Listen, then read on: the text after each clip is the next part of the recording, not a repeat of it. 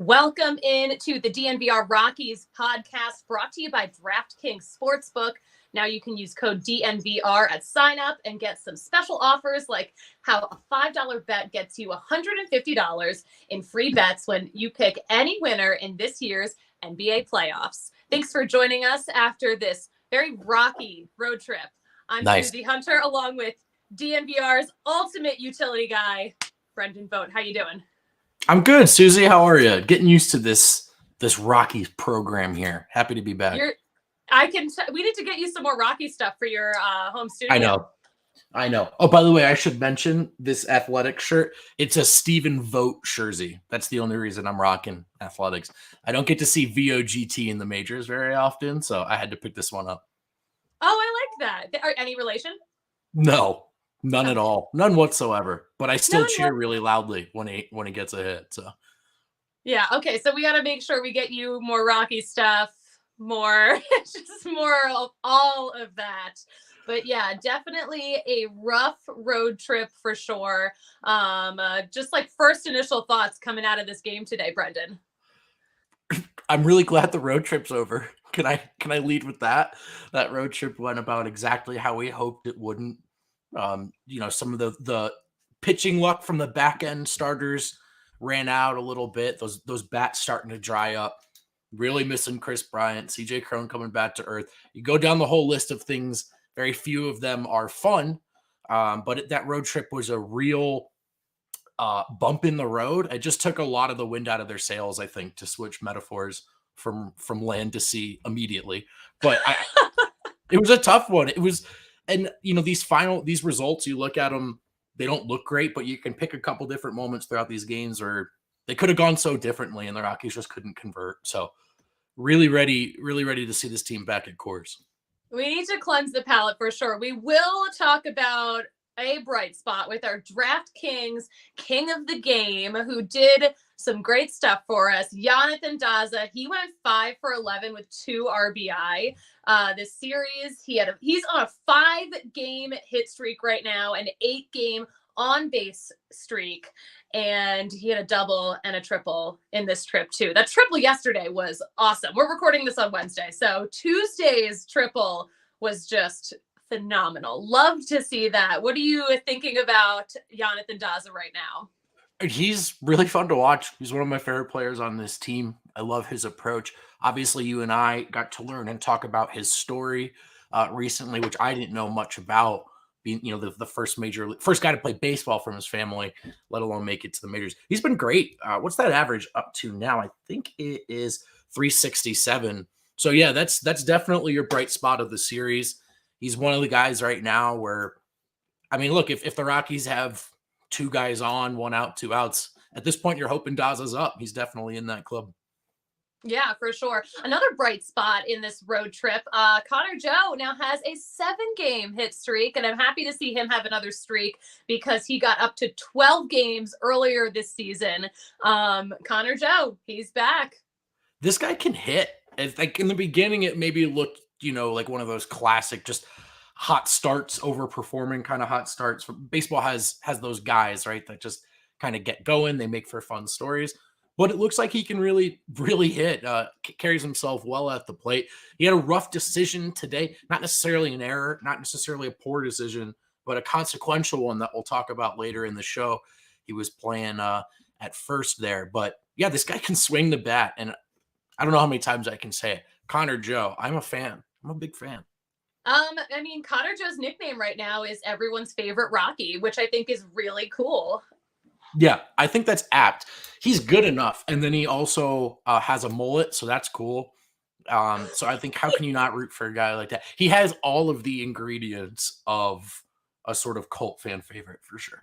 He's got all the ingredients. So speaking of cool, let's talk about Chad Kuhl. This is his first loss of the season.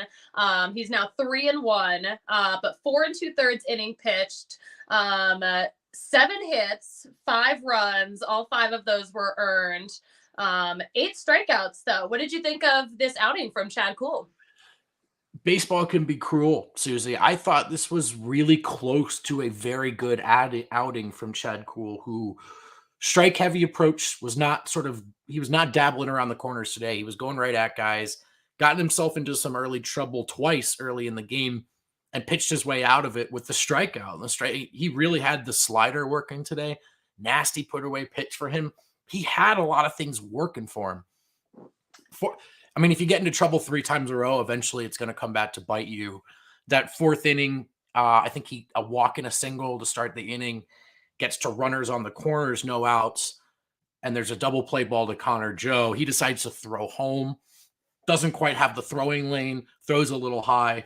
Rockies not only give up a run, but they don't get any outs on a play where they could have had 2. You see this inning gets extended.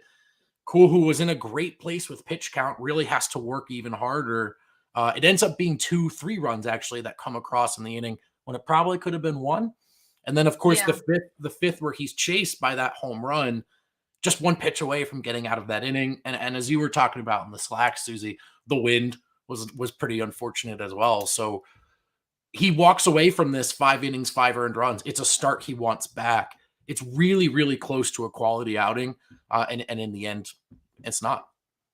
Yeah, there were a couple of instances in this game early on where we had runners on base and Chad Kuhl got out of it, and then it all just kind of went downhill in the 4th inning. But I liked my joke in the Slack. I was like, nope, the wind was not a cool breeze for Chad Kuhl.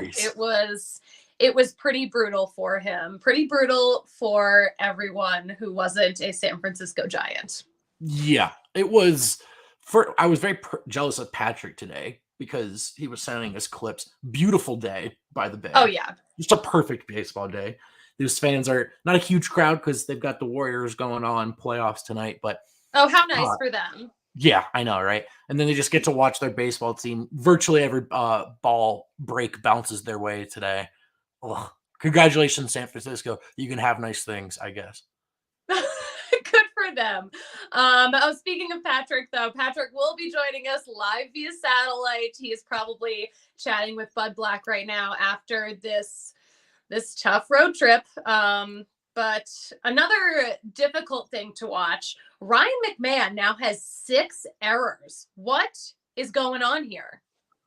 Yeah, the defense as a whole, I think the last couple of weeks, Suzie, has been a little, not tight. Loose is actually the word I'm looking for. Just whether it's an error or something less direct like that Connor Joe decision we were just talking about, or the troubles at third, the actual errors themselves. The Rockies are not catching a lot of breaks right now, but they're not helping themselves out. And, San Francisco also today was really able to put some productive at-bats together. So even when they were generating outs, the Rockies, San Francisco is moving bases, putting guys in scoring position.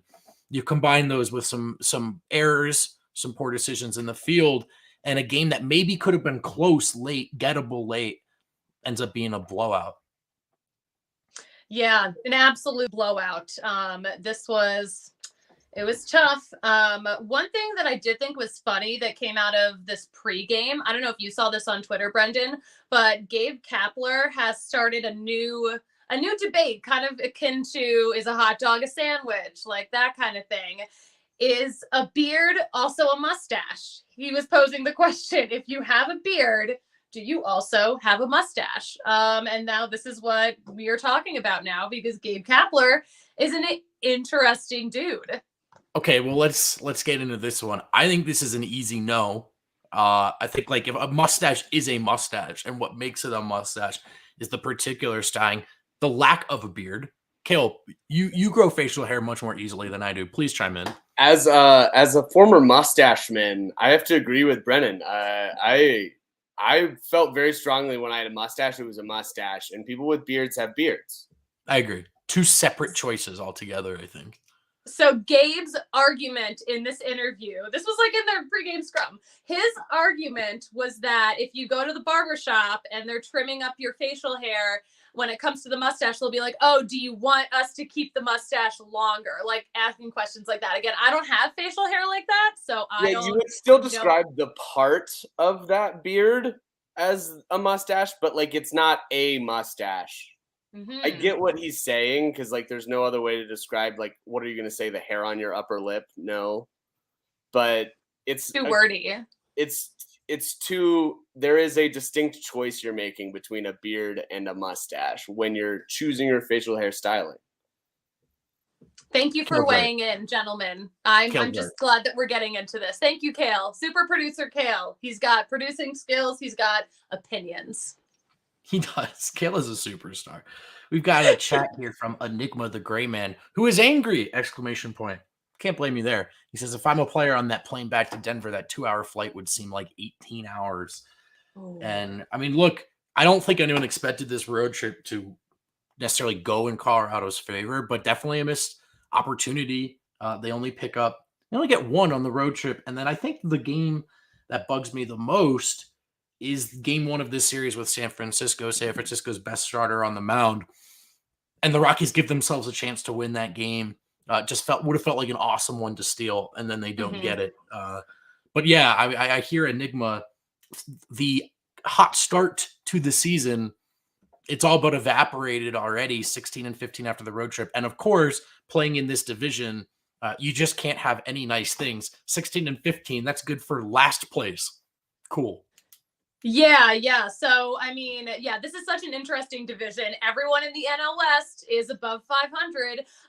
But unfortunately, the Rockies are back in the basement of this division. So heading into this road trip, the Rockies were tied for third with the Giants. And now we are in last place. So that hurts. That hurts. Didn't take long. It didn't take long. So yeah, very, very happy to get back at Coors. We'll talk about this later in the show, but at least they do have a get right series, at least, or you could look at it that way, prime for them upon their return. But definitely, it did not take long to lose that ground. Yeah. So let's dive into what this series looked like. All three starters gave up 5 earned runs. The story of this series, the story of the Arizona series, we faced some good pitching, and this was just a rough trip, but even our starters were not on their A game. Yeah, and, as talk about unsustainable starts to the season, the Rockies were getting most of their contributions from starting pitching from the back end of the rotation, and coming in today, far and away your best pitcher. You don't usually want that to be the 5th guy in your rotation, although you'll take it, but you need more from Marquez. At least Freeland is trending in the right direction, it would seem. But yeah, I mean, it's when the top 2 guys don't look like top 2 guys, you can't Cool was almost great today, but thin margins just like that. It's a poor start, and you can't be relying on your 5th starter to be your ace. So they're going to need more from Marquez. Hopefully Freeland continues to trend in the right direction, but starting pitching, I mean, I do think this pitching staff as a whole is going to be something that's touch and go, if not, straight up poor and struggling throughout the season. So hopefully the top end can get something going here. Yeah, for sure. And of course, on the other end, the Rockies, through this whole 6-game road trip, not a single home run. This is only the 3rd time ever this has happened. Wow. The last time this happened was the summer of 2014 and August 2010. But yeah, not a single home run out of the Rockies this whole time we were out of town. Yeah, well, it sure felt that way. So that jives with the old eye test. Yeah, that's crazy, though.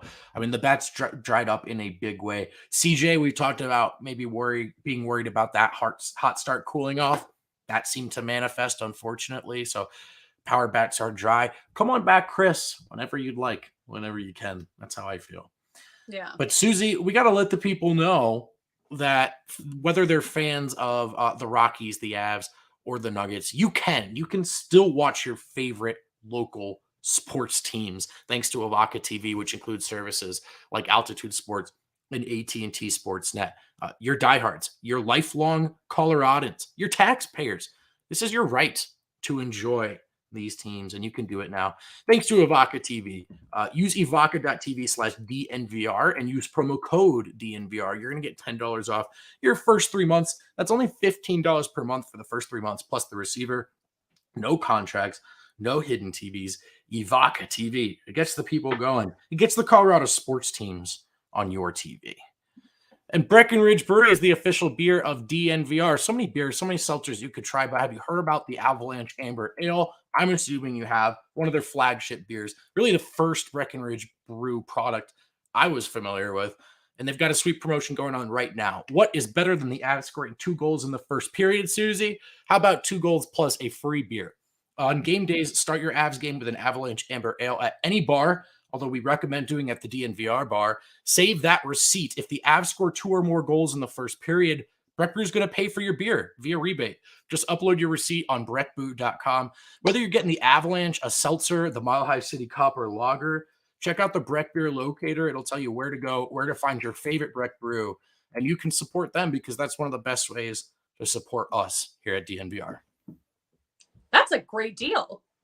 It's an awesome deal. It's just fun too. Yeah, it's like it almost feel like sports gambling, just like throwing $5 on something. You're like, I'm here. I hope they win anyway, and if they do, I get a nice little treat. Who doesn't like treats? I love a treat. I love treats. Oh gosh, yeah, the Avs, they're good. They are good. Yeah, I've got to say, I mean, not to be bitter because we're all in the same house, and I'm happy for everyone.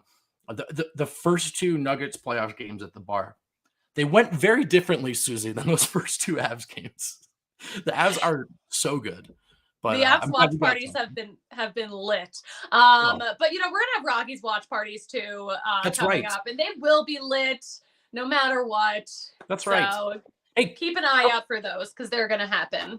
We want to see you at the bar for these Rockies games. We are committed, like any other Colorado sport. If it's a game day, we have those games on. We've got game sound on. We want to see you guys. It's the summer. Come on in, talk baseball with us, watch baseball with us, hang with us.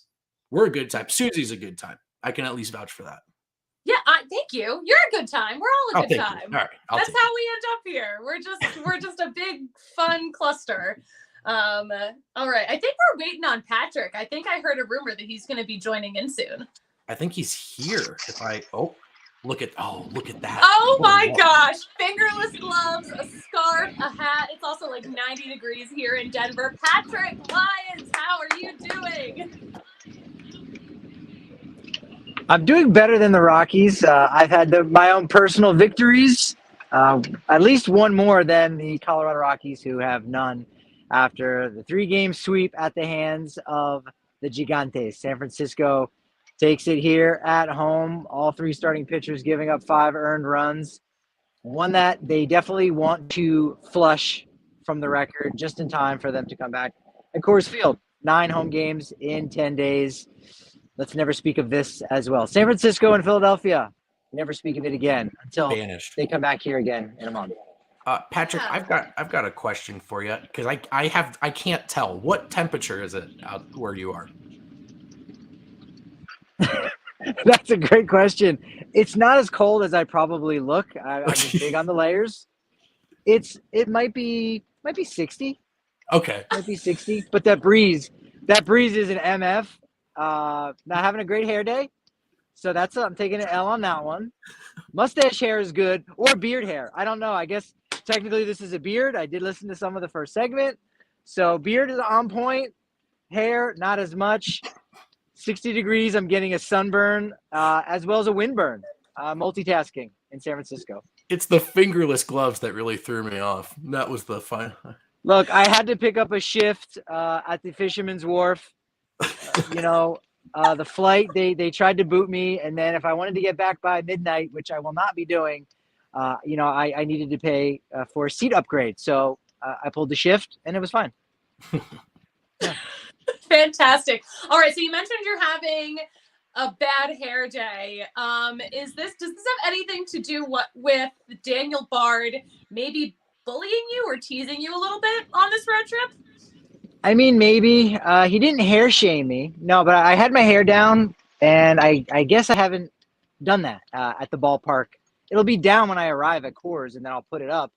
And he kind of made a beeline to me after Monday's workout, and he goes, "Blake, workaholics." And I go, "Yeah, good call. I don't know.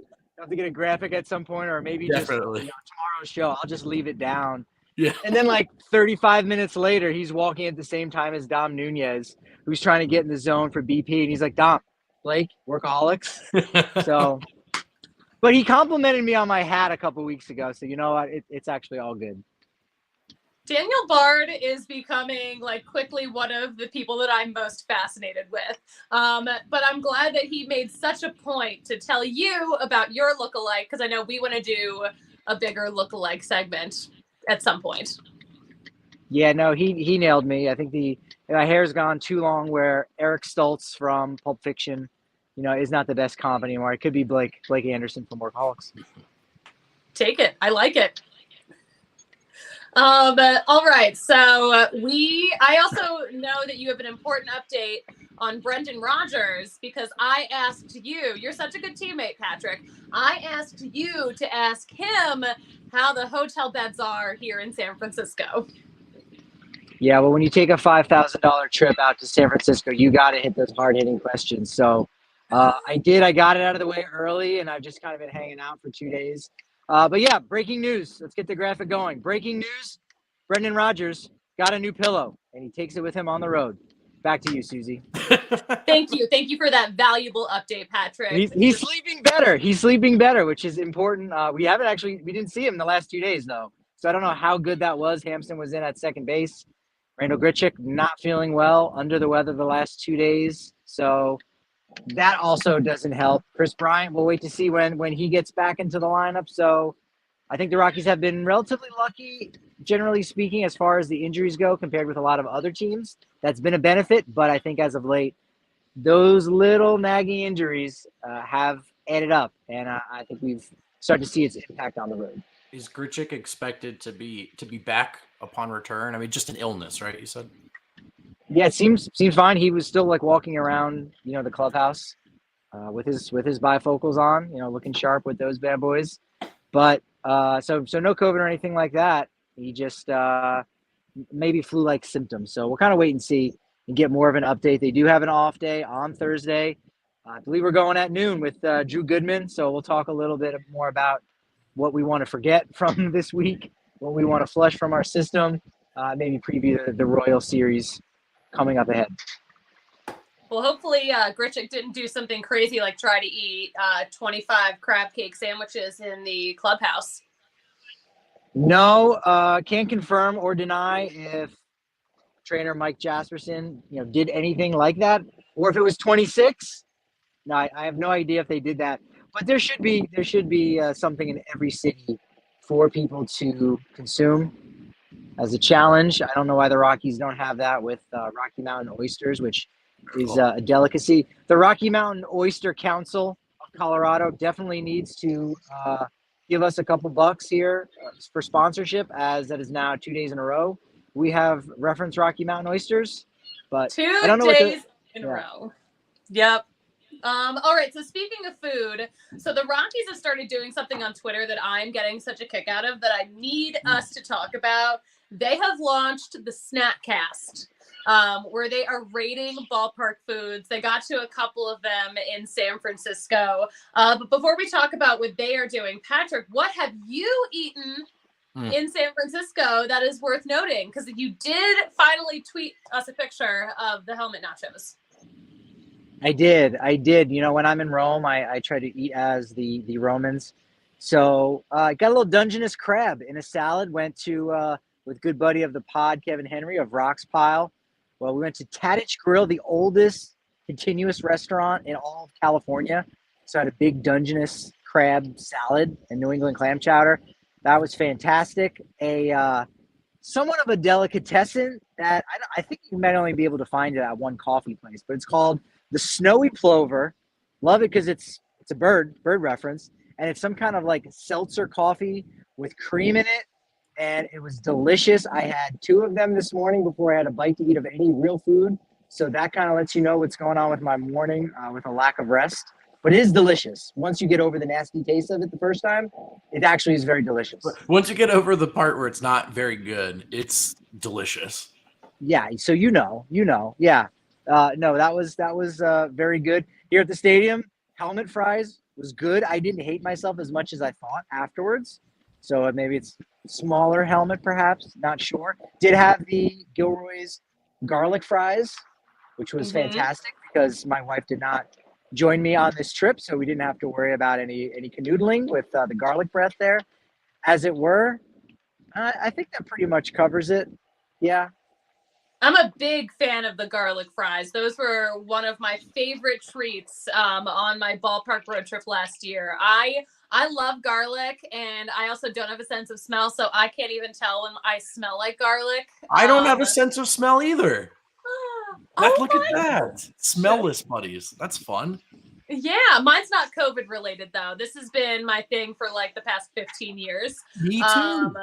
I did it. I was doing it before it was cool. We're gonna chat about this more later. Yeah, we'll talk off But there. I liked the Rockies snack cast. So they rated the garlic fries. They gave them a 7 out of 10 for flavor, and 8 out of 10 for the setting. They added breath, vampires beware. So overall, that got a 7.29 on the snack cast scale. And then they rated the sundae. This was their highest rated item. So there's a hot fudge Ghirardelli sundae. They gave the ice cream itself a 5 out of 10, which was controversial with some people on social media. They gave the hot fudge a 12 out of 10 and said that they would drink it by the gallon. Overall, 8.15 out of 10. So that was one of the best things. Patrick, you didn't get to try the Ghirardelli sundae? I thought about it today. I was pretty stuffed. They have, breakfast at the ballpark up in the press cafeteria. So I kind of loaded up on that. Did have a donut, had an old fashioned donut. I typically stay away from the sweets in general. So that was probably the one box I didn't check off, was getting a Ghirardelli fudge sundae. But on cold days like today, I feel like this would kind of the environment where you get ice cream. Thinks of ice cream as a summer treat, but sometimes when it's cold out. Ooh, he's breaking up a little bit. All right. We've lost him. We lost him. I can't get over the way he looks, Suzie. I am cracking up that he's so bundled up for 60 degrees, but I guess the wind must be something else. I want to add one more thing that I ate at Oracle Park. I guess not ate, a drink that I had. There's a boba stand at Oracle Park. Ooh. And it was really good. It was so cute. I was like, I can't believe I'm drinking boba. It was adorable. Enigma says the ballpark tour. Oh, he's back. Hello, Patrick. I moved down a couple rows, so now you have a slightly different vantage point. Now the scoreboard is over my left shoulder, so it looks like I moved around, but I really did not. Nice. All right. Well, Critical welcome update. back. Welcome back. I've always said beat guys are the foundation of sports media, so I'm glad we've got you on the ground to keep us updated. Can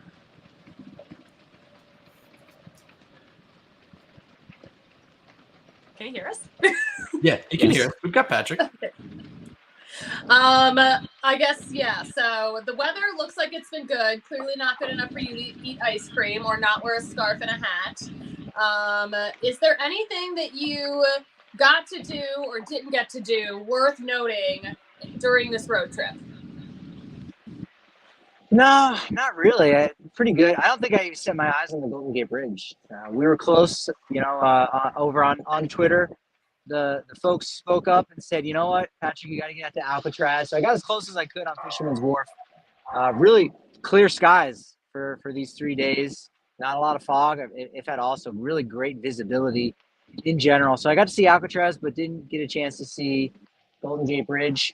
I kind of am here to be covering baseball games. So you do have to prioritize things just a little bit. Did get a little bit of birding in, which was nice. Saw some brown pelicans doing their thing, diving into the water. Saw a night heron. It was great. I mean, I'm right by the marina and a pier, so I got a little birding in while doing my run and listening to baseball podcasts. I'm doing 3 or 4 things at once. That's what I like to do. You're always doing 3 or 4 things at once. That's hilarious. Sorry, Brendan, I cut you off. No, you're good. I'm on a show with both of the birders at DNVR, so I simply cannot escape this.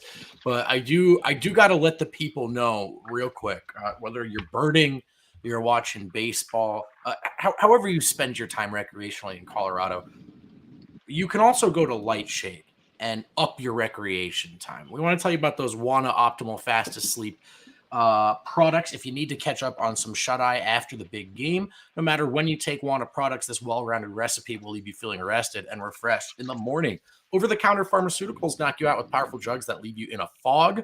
That's not what Wana Optimal Fast Asleep gummies do, though. Where can you find them? You can find them at Lightshade. Where do you find Lightshade? Well, they've got 11 convenient Denver Metro and Aurora locations, including their new Barnum location, which is open. It's huge. It's got their biggest selection of products yet. And here's the best part. Whether you're at the Barnum location, any of the 11 locations, our podcast listeners can get 25% off non-sale items at Lightshade with code DNVR.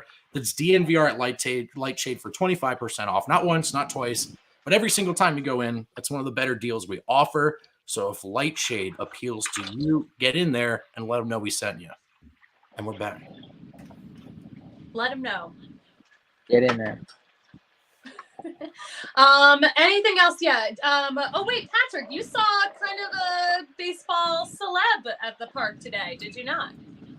Yes, actually. Went down to watch some of Herman Marquez's bullpen session, and lo and behold, Zach Campbell was there. So I go, oh, all right. Brendan, do you know Zach? Do you know that person? I am by name. I am aware of the person by name. Indeed. That's impressive because I think by name, a lot of people might not, but then when they see him, do a quick Goog, you find out pretty quickly, oh, that guy. He's nice. He does give away a lot more baseballs to kids than you probably realize. He does have a bad reputation. Yeah. Maybe some of it earned, maybe some of it not. I liked him. He was very nice. We had a good time talking. No plans to come out to Colorado just yet. It'd be cool to have him down at the bar. Again, we all know this. People say, oh, tell me a little bit about your outfit. And not the fingerless gloves or the cap and the scarf in the blazing sun in 60-degree weather, but the outfit as far as the media outfit and what's going on over at Denver. No, it's DNVR, and we got one in Phoenix and Chicago. We also have a bar. What? Yeah, there's a studio upstairs. It's a whole big thing. So we'll see if we can get Zach to come out because he does a lot more, way more good for baseball than anything else. He really doesn't do anything bad. If you're at a game and he's there, yeah, maybe he's gonna grab a ball that's coming right at you. He's a little more aggressive in that capacity, but you could certainly do the same thing for anyone else. So he's putting the game out there on blast. He loves the sport. He loves reaching out, helping out, signing autographs for kids too. They do look up to him. So it would be pretty cool to have him out if he comes out to Colorado this summer. And he usually travels just about everywhere. So he's the Brendan Vogt of his generation. Oh my gosh.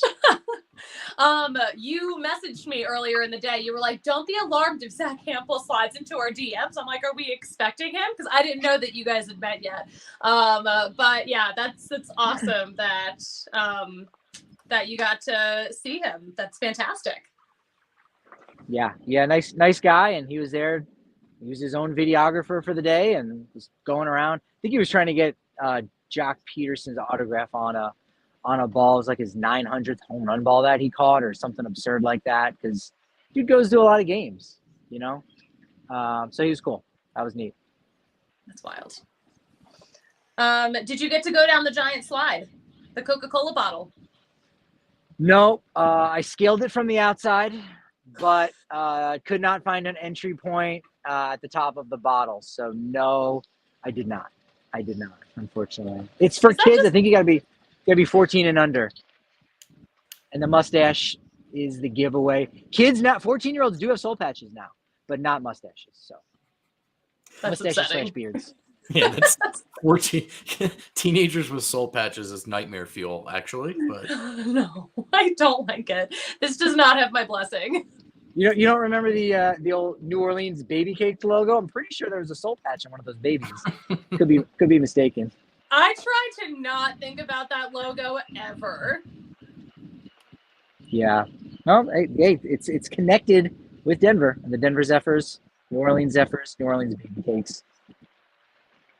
I guess so. That's a good point. I didn't really put that together. The Zephyrs are before my time. I got a spreadsheet. I'll share it with you. Of course you do. Patrick Lyons has a spreadsheet for everything. Have you been, Patrick, following because I know you love to do a lot of things. Have you been following the minor leagues, our farm teams at all while you are on this trip? Yeah, that's one thing that is consistent no matter, what press box you're in. People are curious about the prospects. All of us that cover the Rockies, I mean, you're there too, seeing it where, there are those guys that you keep an eye on. And, there are players that get overlooked that if they have a huge game, it's like, all right, yeah, guys have big games. There's a lot in the minor leagues, 140 plus. But those names like the Ezekiel Tovars and, Michael Toglia hit one out of Dunkin' Donuts Park the other day. Like those names are the ones that get some buzz and some conversation around it. Talk with someone that, in their opinion, differing opinions I have, but even went out there on a limb and said maybe Zach Veen could be in AAA by the end of the year. I think that might be a little aggressive. But we've started to see the Rockies operate things a little bit differently than normal, than in the past, and so I think you could start to see guys moving up a little bit earlier than in the past.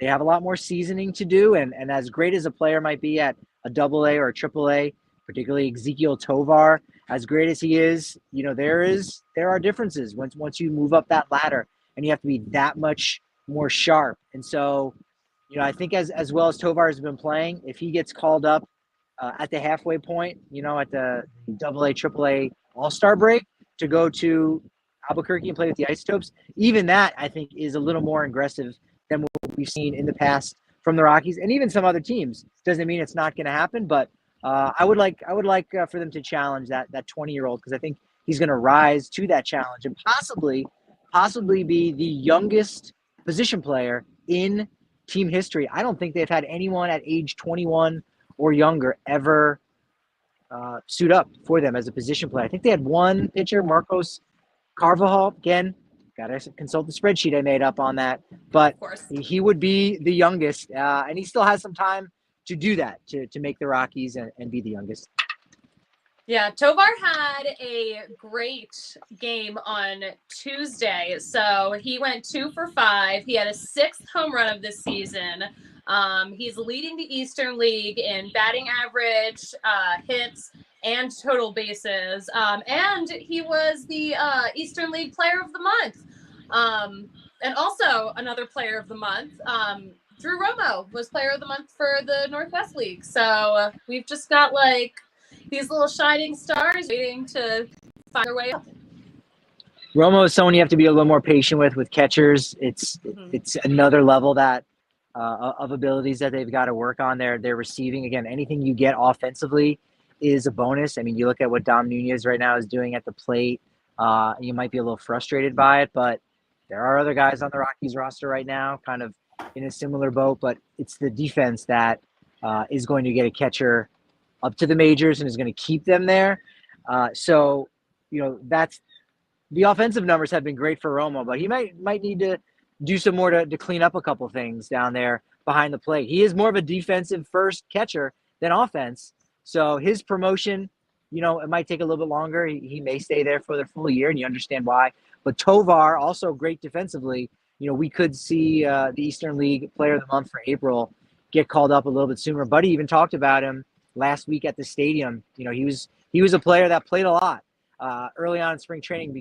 Again, because of the lockout, you had the big leaguers weren't ready to play that first week once the game started. So Buddy got a really up close and personal look at Tovar, and they are very intrigued. So I'm intrigued, and I'm really excited to see him. Brendan, are you a big prospect hound yourself? Yeah, but I'm slow to, my Rockies prospect knowledge, not exactly a deep well, but I will listen. I'm here to learn. I'll be reading Patrick, and I'm going to be catching up on the farm system, but that's exciting. I can't imagine in this year, Patrick, I mean, we'll see how things go, but there may not be a whole lot of urgency to rush guys up, right? I mean, it's not like they're going to feel like they're a call up or two away from accomplishing any one thing, I would imagine.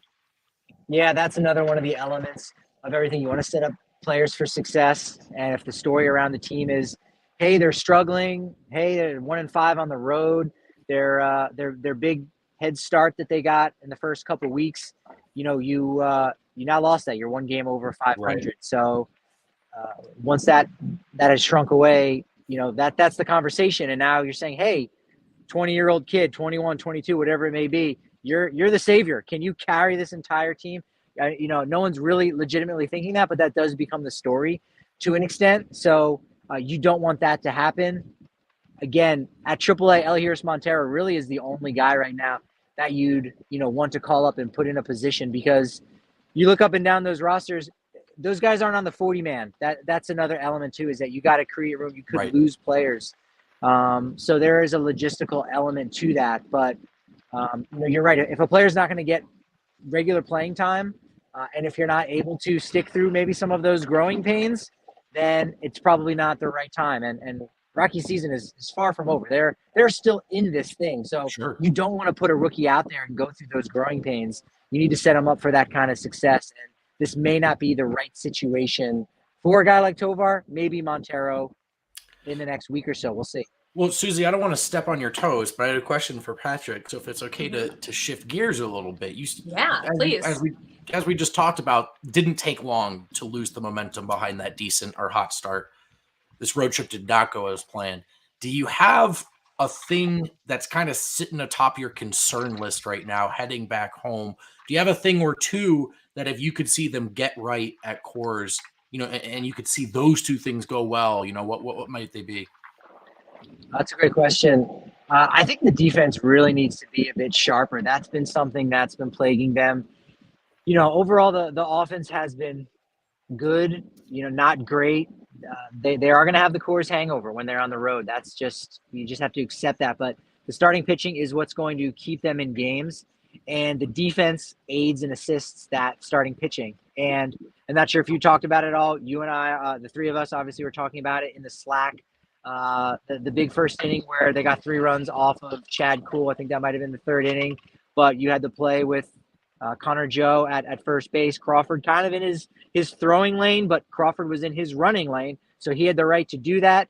You throw home, runner safe, and because that extends the inning rather than getting the double play, and 2 more runs end up scoring. So instead of having potentially a 1-0 game, it's 3-0, and so there are those kind of things to clean up. Ryan McMahon, I believe, made his 6th error already. So sounds crazy to say, may literally be out of contention for the Gold Glove Award at this point. It's going to have to do some pretty amazing things to really convince voters otherwise that, maybe last year was just a good year from the metrics. He's going to have to do a lot to make up for that. There's still plenty of season left for him to do that. And I certainly wouldn't discount him, but that's one of the things I think that gets cleaned up, keeps them in the games a little bit longer. And then when you see them surge late against the other team's bullpens, now we're talking about a game that's more winnable, like you saw on Saturday night against Arizona, versus on Monday night in San Francisco when it's something like 8-2.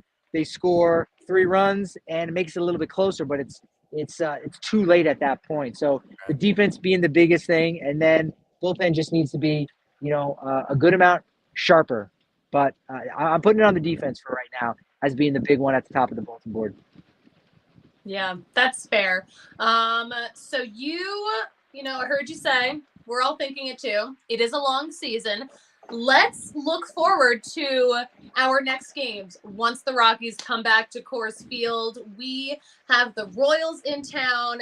And right now the Royals are, as of Wednesday, they are 9-18. They've lost 3 in a row. They are 2-8 over the last 10, and they're 3-9 on the road. So what are you guys thinking? I feel like this might be an opportunity for the Rockies to cleanse our palates of the road trip we just saw. Yeah, they're better than the Cincinnati Reds right now, but maybe not too much. Obviously, they've got a couple more wins than the Reds do right now, although the Reds did recently win a series against the Marlins, so got to give them that, but they haven't been playing too well against the Texas Rangers right now. I think the Rockies are going to end up seeing another lefty in Daniel Lynch, followed by Zach Greinke and Carlos Hernandez. So, Greinke is the only one that you say, hey, if he's on his game, he can go ahead and dominate a little bit. He's had some success at Coors Field in the past, not a ton, but he is a veteran guy. I was looking at some of the Royal stats this morning, and shoot, I think Merrifield's batting under 150. Like not a lot of guys are doing things for the Royals right now. So, when we started the Reds series, we talked and said, all right, 2 out of 3, they're definitely going to do that from the Reds. I think, despite everything that we've seen in the last week, Rockies are a different club at home. So they're going to win 2. Do they win 3? Not as confident about that as I was when they were able to actually sweep the Reds a couple weeks back. So this will be Royals are coming to town at just the right time. They're coming back to Colorado probably for the first time in a while. I don't know, 5 years, and they're coming at the right time. Yeah, I had the same note. I mean, if it's a get right series, so you look at the schedule and you breathe a little bit of a sigh of relief. 2, I think you're disappointed with less than 2. I think you'd like to win this series for sure, get back on the right track. The defense, runners in scoring position, just cluster those hits a little bit, just take advantage of those opportunities as they come. But yeah, I'd love to see them get 2 out of 3 here, and I think they have a good opportunity to do so. So just thrilled that road trip's done. And whether those are actual base hits or they're bunts, you have to cluster them. Hashtag cluster bunts. Yes. I think we found a name of our spinoff show. There we go. Cluster bunt. That's it.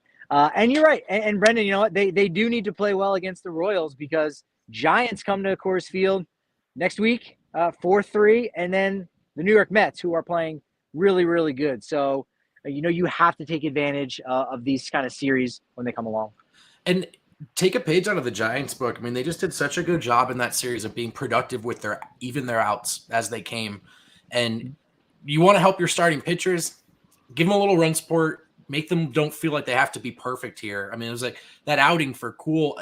He had the strikeout magic to rescue himself, but you got the sense in that 4th and 5th inning, still without any runs, it just tightens up. So even if you can just move guys over, just find a way to get 1 or 2, but not quite as long droughts as they've had here, so pitchers can start being a little more aggressive, pitch with some confidence. Hey, I hate to run here in the middle of a show, but my Seagull that I'm boarding to fly back to Denver on is leaving right field, so I do need to get going here if I'm going to make that bad boy. Yeah, of course. I mean, this is probably a great time for us to just wrap up in general, too. So, Patrick, thank you for joining us via satellite on your own show that you do not have the reins of today. No, I don't. I like being a passenger, though. If my 2 people in the front seat that are driving and our co-pilot is Suzie and Brendan, this isn't bad. This is comfortable back here. All right. Well, that'll do it for us for the DNVR Rockies podcast. We're coming home. They're coming home. Patrick.